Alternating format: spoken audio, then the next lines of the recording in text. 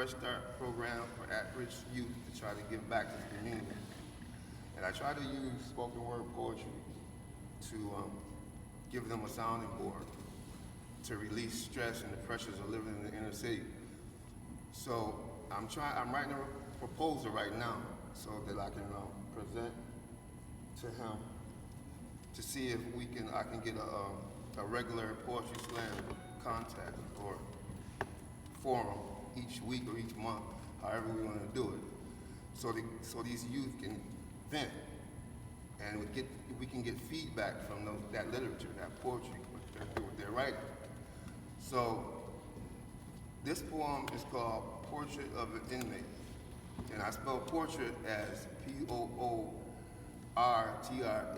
because I was in federal prison, so I met people of all different backgrounds, but they were from different cities, but they all had one common denominator.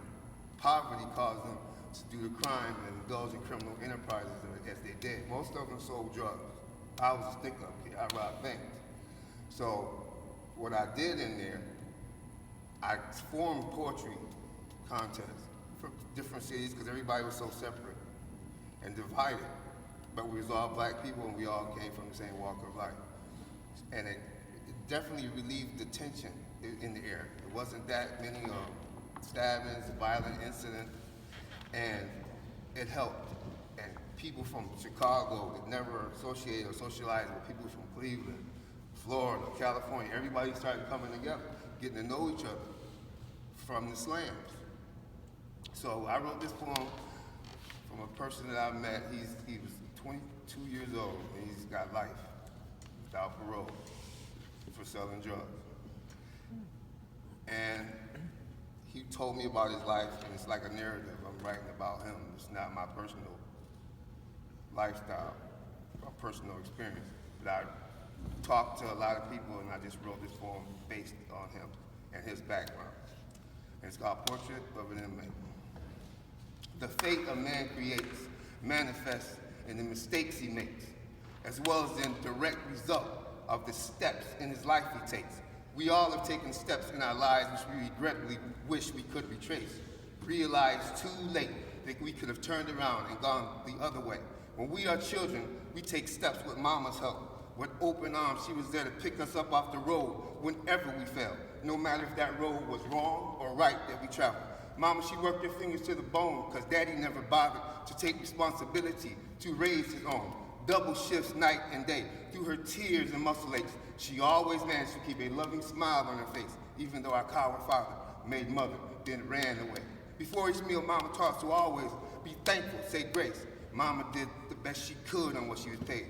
We didn't always like what she made, but I can say that there was never an empty space on our plates. This scenario some of you saw Mama put through, a common tale from the hoods, a major cause for the evils that young black males resort to. No daddies there to help support mamas, no role models to follow. Street poison, socially enraged, plagued by random violence. A juvenile delinquent with many outstanding warrants, living every day dishonest. Mama not a homeowner, tired of uselessly dealing with bail bondsmen. We turned to the street for our source of guidance, eventually joined the gang, thought of it as our family. An inmate was our fate. Our lives lived behind a gate or a stone wall. Our only escape was through a letter or by phone call. Never looked up to dad because he always left us for bad.